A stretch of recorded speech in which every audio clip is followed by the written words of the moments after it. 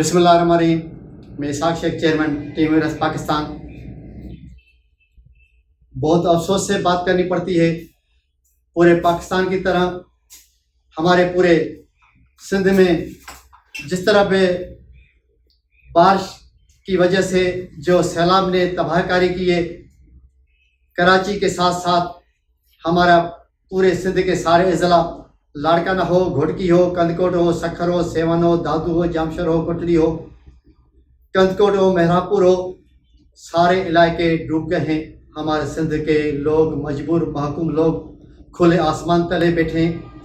हुकूमत के इमदाद के मुंतज़र है, मगर हुकूमत और हमारी इंतज़ामिया मफलूज हो चुकी है।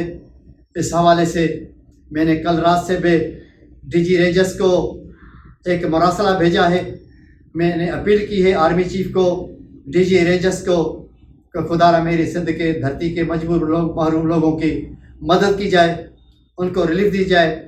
मैं शुक्रगुजार हूँ अपने टीम ह्यूमरस के कोऑर्डिनेटर का, मोहतरम कैसर भाई का, हमारी कोऑर्डिनेटर अलवीना अली, सारा खान और हमारे एंकर किरण वजीर ने, जिन्होंने सफ़ेद पोश लोगों की मदद के लिए, उनका आवाज़ बुलंद करने के लिए, इस बातों को हाईलाइट करने के लिए, और हमारे साथ दुआ सिद्रा मुख्तियार भाई ने जिस तरह कराची के मज़ाफ़ाती इलाकों में सफ़ेद लोगों की सपोर्ट किए, उनका आवाज़ बना है। मैं आज उनको खराज तहसीन पेश करता हूँ। और इस मौके पर मैं मोहम्मद कैसर भाई को गुजारिश करूँगा कि आज आप क्या कहना पसंद करेंगे। बहुत गंदी सूरत हाल है, बहुत अबतर सूरत हाल है, सारे लोग खुले आसमान पे ठीक। मैं यही चाहूँगा कि डीजी रेंजर, आर्मी चीफ, यही फोर्स ही आगे आ सकती है। बाकी जो हमारे सियासतदान हैं वो तो अपनी सियासत के चक्कर में पड़े हुए, उनका आवाम से कुछ लेना देना नहीं है। खुदारा अपनी सियासत छोड़े, गरीब आवाम की मदद करे, जो हमारा इंसानियत के नाते एक हक बनता है कि हम इंसानियत की खिदमत करें।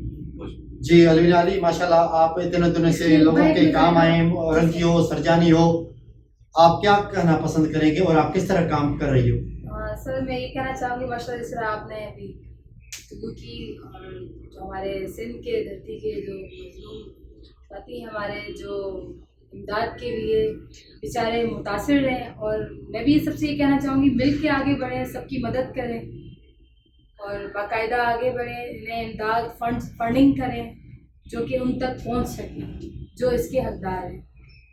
थैंक यू, शुक्रिया।